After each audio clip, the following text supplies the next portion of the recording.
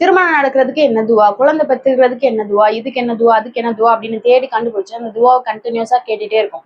ஆனா அப்ப அல்லாஹ் கொடுக்கல அப்படின் போது நான் எவ்வளவு துவா செய்யறேன், அல்லாஹ் எனக்கு கொடுக்கல அப்படின்னு நம்ம ஒரு முடிவும் எடுத்துரும். துவா அப்படின்றது ஒரு மந்திரம் மாதிரி கிடையாது, மேஜிக்கல் ஸ்கில்ஸ் கிடையாது. அதை சொன்ன உடனே அது கிடைக்கிறது. துவா அப்படின்றது நம்ம உள்ளபூர்வமா இருக்கணும். ரசூல் ஸல்லல்லாஹு அலைஹி வஸல்லம் சொல்லி காட்டுறாங்க, அல்லாஹ் துவாவை ஏற்க மாட்டான் அன்டில் அந்த துவா நம்மளோட கல்புல இருந்து வராது வரையும். கல்புல இருந்து அப்படின்னா துவாவை நம்ம கேட்கும் போது இதுக்கு இதுதான் அர்த்தம் அப்படின்னு தெரியாம இது இந்த முறையில தான் கேட்கணும், இவ்வளவு பணிவோட கேட்கணும் அப்படின்ற முறை இல்லாம நம்ம கேட்கும்போது அல்லாஹ் அதை ஏற்றுக்கவே மாட்டான் அப்படின்ற சொல்றாங்க. சோ எந்த ஒரு துவாவை செய்யும் போதும் அதுல என்ன அர்த்தம் இருக்கு, எப்படி நம்ம கேட்கணும், எவ்வளவு ஹம்பிளா நம்ம அல்லாஹ் கிட்ட கேட்கணும், எவ்வளவு கன்சிஸ்டன்சியா கேட்டுட்டே இருக்கணும் அப்படின்னு தெரிஞ்சு கேட்கணும். ஏன்னா துவா மட்டும்தான் விதியை மாற்றுறதுக்கு சக்தி உடையது.